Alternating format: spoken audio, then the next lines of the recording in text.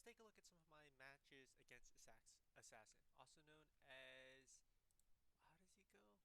It's like he had a weird name. Uh, AXer0E. So worked on a replay viewer programmer, pretty skilled. So my opinion of him, still very offensive. So hasn't caught the stop micro bug yet. But still very skilled. He knows how to maneuver. Just a little bit more offensive than usual. So for me at least, most of my battles take a defensive position against him. So let's start off with two winning positions before we get to the final battle. So we'll start off with the river map. This is a map I often commit a lot of mistakes on, just because I like to go for a naval invasion, and it's a good way to transfer troops quickly. It reveals your cards, and then I think there's an element of spontaneity when you put your troops in the middle, because your opponent has to react to the ship push, and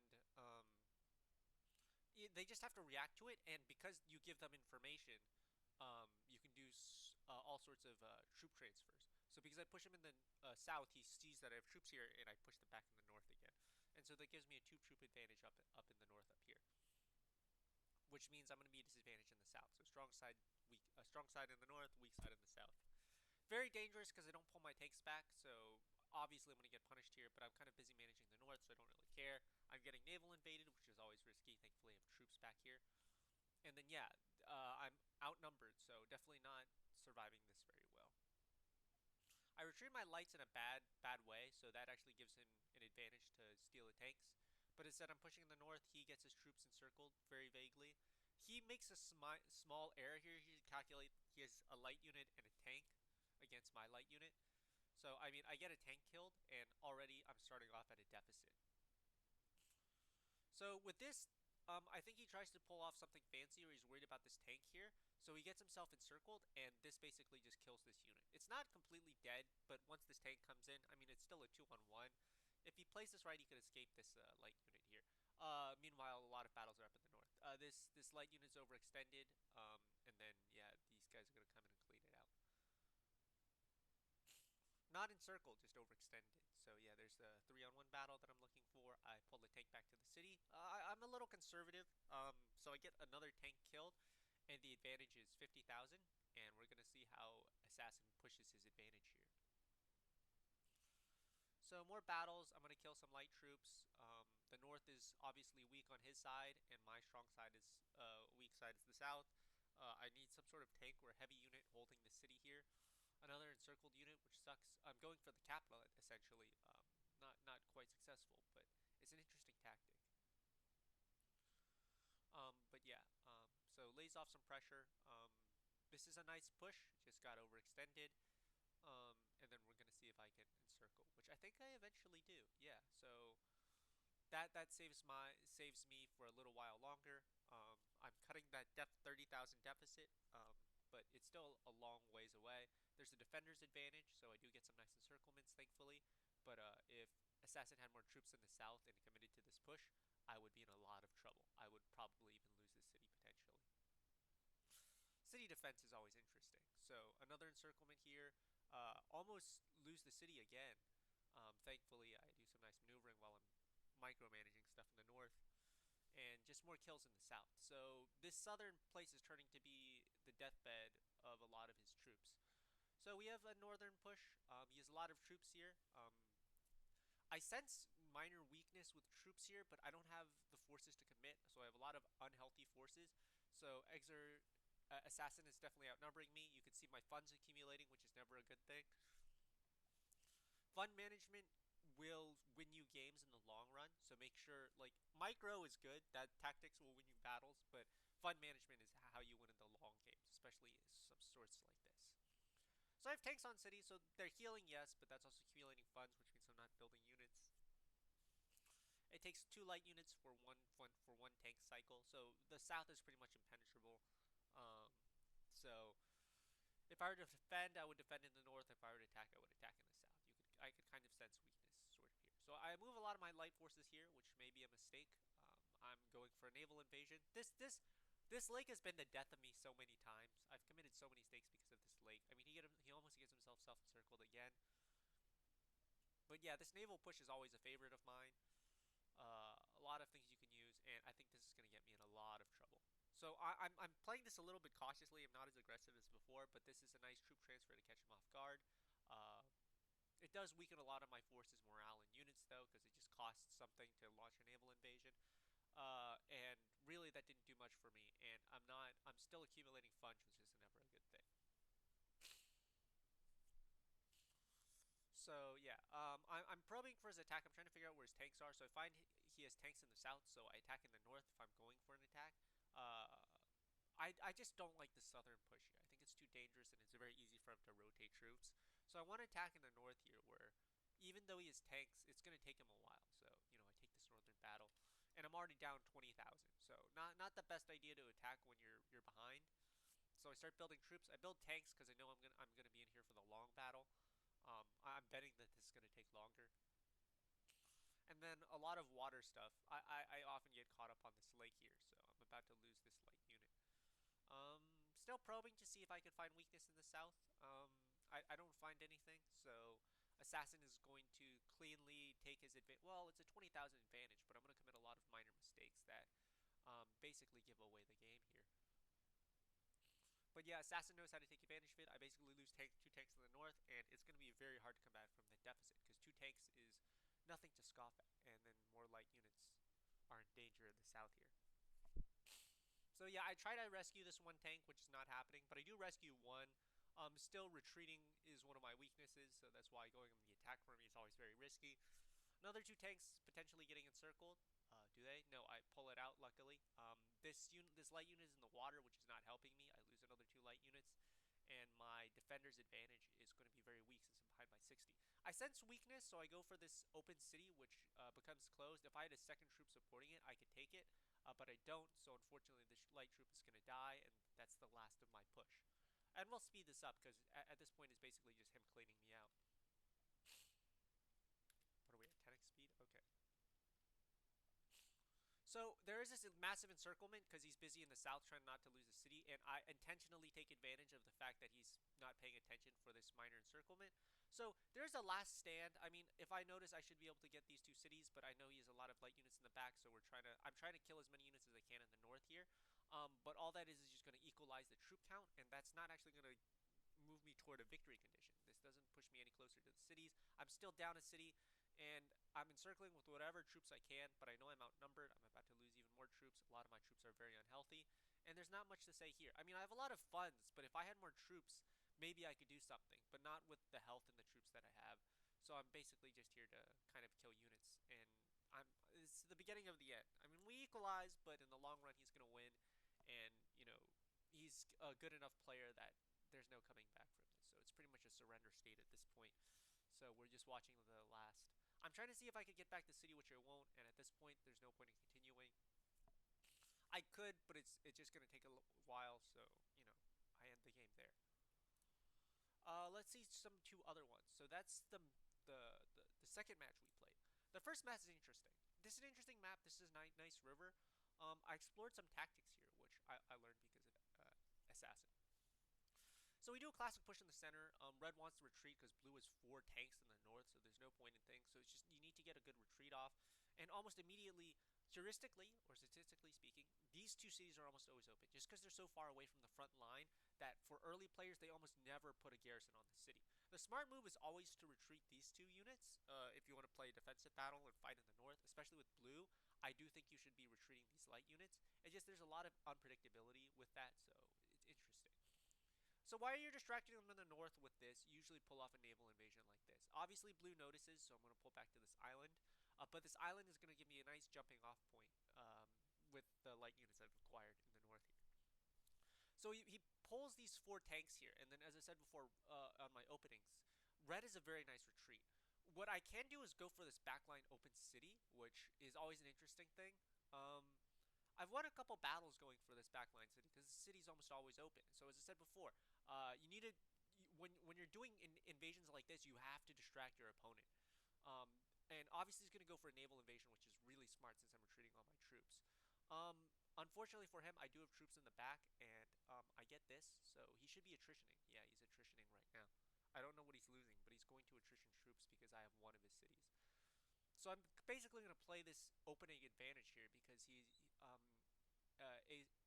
assassin didn't notice this backline invasion, and I'm gonna spend the rest of my time basically saving my troops. So does he lose anything? No, he just still has too many funds. But that this is a costly opening against him, so this gives me a small micro advantage. He's gonna go for an attack. He goes for three. When he pulls units off the city, it's gonna cost him. So he's draining funds at an even faster rate, 4 seconds per tick. So it's a question of how long he can hold this out before he starts to attrition one of his troops. It's costly, so 59. So this is just going to be a small micro advantage in the long run, but I don't think he's going to lose any troops because of this action. Um, but it's going to come down to no, he's not going to lose any troops. But that this gives me a small fund advantage, so I can fund maybe one extra unit. But if you've seen my other games, you know that I'm pretty bad with fund management. He gets stuck on this bridge, which is a crucial defensive point, which is interesting. Um, yeah, so he has an advantage here, but eventually falls to disadvantage. And I'm trying to push whatever because he has troops in the back line. I'm trying to push that lead, but that costs me because I lose a lot of troop count, and I go to 64,000. Sorry, my nose is kind of stuffed up. So yeah, now we're at a stalemate. I'm exploring tactics here, and these islands are nice. I think they're a nice distraction.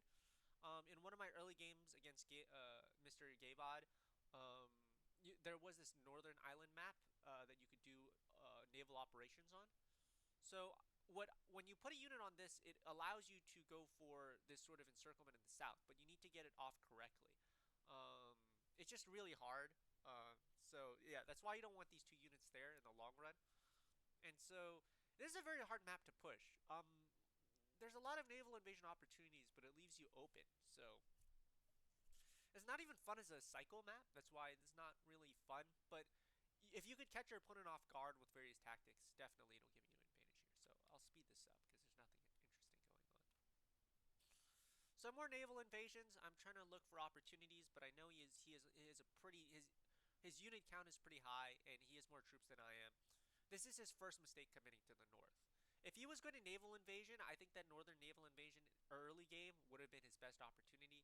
But now it's a little bit late. I get more units encircled, but losing one or two light units is not horrible, especially since I think I'm slightly higher than him just based on experience, but at this level, a lot of these guys, they know what they're doing. It's more A, how good are they at micro and cycling, and B, how creative are they? And I find a lot of the players at the highest level pretty solid. Curly is touted as one of the best players. Even he's definitely under ranked in terms of elo. His skill level is much higher than he just doesn't play enough games, but he's just really high. Trey obviously one of the solid players. I'm told he has an offensive like ability by Assassin. He finds Trey's very offensive minded, which I don't feel. I feel like at the high level, a lot of the players are employing stop micro. Curly, in my opinion, is the scariest. I don't know how he faces off against Girth McSlammer. I think Girth McSlammer has a more aggressive playstyle. But according to testimony from the high level players, I do find Curly is probably one of the scariest. You have like IB Sleepy, who's just really strong. And a lot of the guys at the high level really know how to cycle. So I'm not even like tiered. I'm not even tier 2. I'm maybe like tier 3 or something. So I'm probably one of the weakest of the higher level elos. I'm mostly just a grinder, so I have a lot of 1v1 experience. I don't do FFAs. I literally just did my first FFA and I got swatted. So yeah, I mean, I faced off against like Talvi. I mean, I think I'm higher. No, I was higher elo than him for a little bit, but no point. So anyway, I'm losing funds, so this is the logistical management that you're gonna see. But Assassin has what 10,000, 20, 30, 40, 50, 60, 70, 80,000 troops in the north here that are not doing anything. So he's essentially fighting with 200,000 troops. And then he has another 20, 30, 20,000 stuck on the island. So he's fighting down 100,000 troops. But I'm attacking, so defender's advantage is always going to come in. He's going to launch a naval invasion here, which is going to be a costly mistake. He's going to lose like 80,000 or 60,000 of his physical troops. And these troops are going to lose him funds. I have 3 light troops here in case of any sort of naval invasion. He just has a lot of troops not cycling, and eventually that's going to come to a head. So he launches this naval invasion. So if he could cut me off, that's smart. I noticed this, so I want to leave a little bit of forces for defense. There's more naval invasions here. I basically blocked that stopgap, but it's a nice push on two sides. I really like this. I think it's very smart and creative.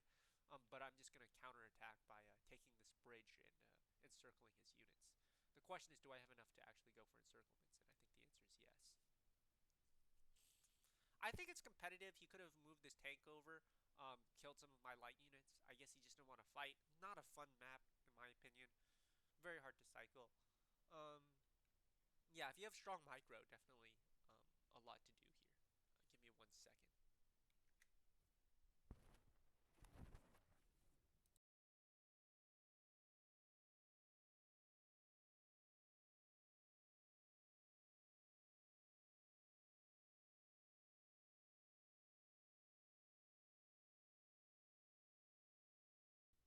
Okay, so I actually muted myself on this last map. So this is an interesting map. So I'm gonna go for various naval invasions and just sneak around. Just my classic opening strategy here. So I'm gonna go for this sort of naval invasion. Um, and then I'm just gonna move my tanks around. I mean, Assassin does a very stable play of committing all his tanks. So I'm just gonna try and get whatever opening advantage I can. Um, I launched these northern attacks so that he has to defend against this. So I have these naval micro invasions orders set. I move tanks up north, so I have to open up the front line. Gives me some forces to move around with. If you're behind, just move these tanks back to the city. Um, this unit in particular can get in a lot of trouble, just because there are encirclement opportunities. Just need to play it right. So yeah, but at the same time, to encircle this one unit, you have to commit a lot of forces. It's almost a 4-to-1, which is almost not worth it in terms of opportunity cost. But if you're looking for any sort of micro advantage, you can pull it off. It's a nice 10k to get if you do for an encirclement.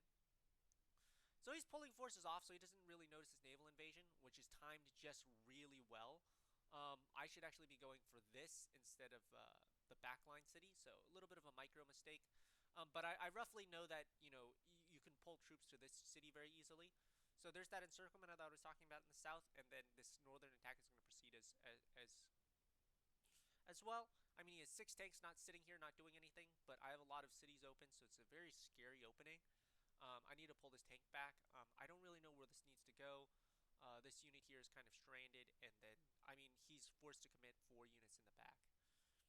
Um, these tanks are going to mess me up in the future, just because I have too much to pay attention to. So yeah, my micro's not the strongest.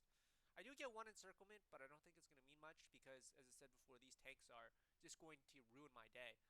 I need to pull all these back, but I don't pull it back in time. I also want to go for a capital rush, but it gets stuck. I'm forced managing all these forces in the south so I don't get encircled, and I still do. So it's very scary. I need to go for the capital here, and at this point, I noticed that his tank is in position. He goes to the encirclement, and then he realizes he can go for the city. I try to do some sort of rotation, but his tank is just going to beat me there even with this encirclement, and then I'm going to get captured. So against the higher level players, I'm not really that skilled. Assassin's going to capture this city, and then I could theoretically go for a counter encirclement or something. It depends on if I can take back the city. I just need to make sure my forces don't get encircled in the south, which they are slowly because I'm trying to manage all this in the north. He's going to take the city, and the game's pretty much over from there.